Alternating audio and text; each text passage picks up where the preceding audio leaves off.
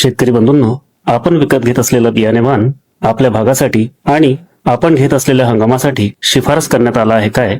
हा वाण मुख्य किडींसाठी आणि रोगांसाठी प्रतिकारक्षम आहे काय? वाणाचा कालावधी किती आहे? याची इतर वैशिष्ट्ये काय आहेत? याची खात्री करूनच वाण विकत घ्यावा. याशिवाय आपल्या जमिनीचा प्रकार, आपल्याकडील हवामान, लागवडीचे अंतर आणि कोरडवाहू की बागायती ही मशागतीय पद्धत याचा विचार करूनच बियाणे वाण निवडावा. आपण विकत घेत असलेल्या संकरित किंवा सुधारित बियाण्याचे मुख्यतः 4 प्रकार असतात. पहिला म्हणजे मूलभूत, दुसरा पायाभूत, तिसरा प्रमाणित आणि चौथा सत्यप्रत.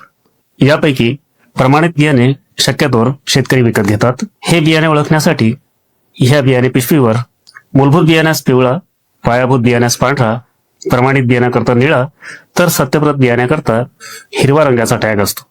खरेदी करतेवेळी खरेदीची पक्की पावती घ्यावी. ह्या पावतीवर खरेदीचा दिनांक, पावती क्रमांक, शेतकऱ्याचे नाव, पिकाचे नाव, पिकाचा वाण, दर्जा, लॉट नंबर, पॅकिंग साईज, एकूण वजन, बियाणे उत्पादक संस्था किंवा कंपनीचे नाव आणि विक्रेत्याची सही ह्या गोष्टी नमूद केलेल्या असतील याची खात्री करावी. आपण घेत असलेल्या बियाणे पिशवीस 2 टॅग लागलेले आहेत काय याची खात्री करावी.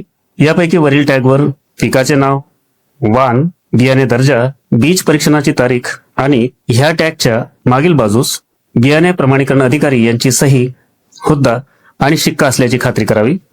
खालील बाजूस असलेल्या टॅगवर पिशवीचे वजन, बियाण्याचा दर्जा किंवा प्रकार, बीजोत्पादक संस्थेचे नाव आणि पत्ता, शुद्धतेचे प्रमाण इत्यादी बाबती नमूद आहेत याची खात्री करावी. खरेदी पावतीवर नमूद केलेल्या बाबी आणि टॅगवर नमूद केलेल्या बाबी एकमेकाशी जुळत असल्याची खात्री करावी. ह्या बियाण्याच्या पेरणीवेळी पिशवी फोडताना खालच्या बाजूने फोडावी व थोडेसे बियाणे पिशवीत शिल्लक राहू द्यावे. असे केल्याने पिशवीला टॅग लागून राहील. त्यामुळे भविष्यात सदोष बियाण्याकरता तक्रार असल्यास आपल्या फायद्याची करताना एका हंगामासाठी शिफारस केलेला वाण दुसऱ्या हंगामात पेरू नये. मान्यताप्राप्त कृषी निविष्ठा विक्रेत्यांव्यतिरिक्त इतर कोणाकडूनही बियाणे विकत घेऊ नये.